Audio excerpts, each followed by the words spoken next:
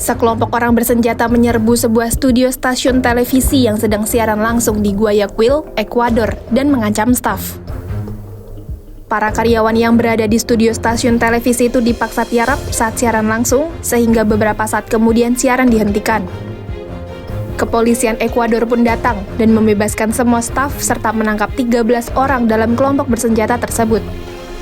Sebelumnya dilaporkan, setidaknya 10 orang tewas sejak status darurat selama 60 hari dimulai di Ekuador sejak Senin 8 Januari 2024. Status darurat diumumkan setelah seorang ketua geng terkenal bernama Adolfo Macias Villamar alias Vito kabur dari penjara. Belum diketahui apakah insiden di stasiun televisi berkolerasi dengan kaburnya Vito. Kepolisian setempat menangkap para tersangka penyerbu dan menyebut bahwa tersangka akan dihukum karena tindakan teroris. Sejak terjadinya sekelompok bersenjata menyerbu stasiun televisi, penduduk setempat mengatakan bahwa kota Guayaquil berada dalam kekacauan. Polisi juga telah memerintahkan para pegawai di kompleks gedung pemerintahan di ibu kota Quito dievakuasi karena masalah keamanan. Presiden Ekuador, Daniel Noboa, pada Selasa 9 Januari mengatakan bahwa konflik bersenjata internal tengah terjadi di negaranya dan dirinya memobilisasi angkatan bersenjata untuk melakukan operasi militer untuk mengamankan wilayah tersebut.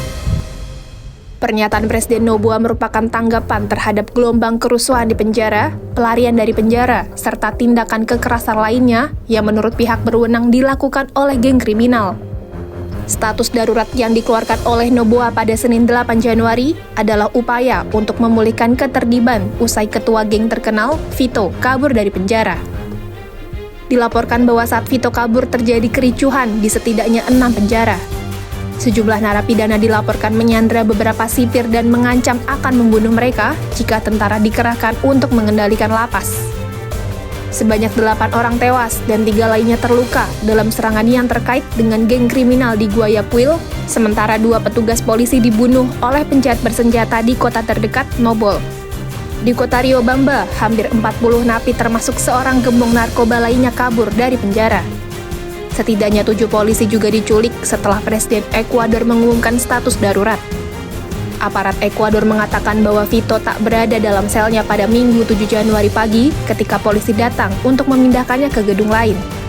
Pria berusia 44 tahun itu memimpin Los Choneros, sebuah geng penjara yang dianggap berada di balik banyak kerusuhan mematikan yang terjadi di berbagai penjara Ekuador selama beberapa tahun terakhir. Meski bos utamanya beroperasi dari balik jeruji besi, kekuasaan geng tersebut tak terbatas pada penjara Ekuador. Kelompok itu juga menjalin aliansi dengan kartel narkoba di Meksiko yang menyelundupkan kokain dari Kolombia melalui kota-kota pelabuhan Ekuador ke Amerika Serikat dan Eropa. Maka pelarian Vito menjadi pukulan bagi pemerintahan Presiden Noboa.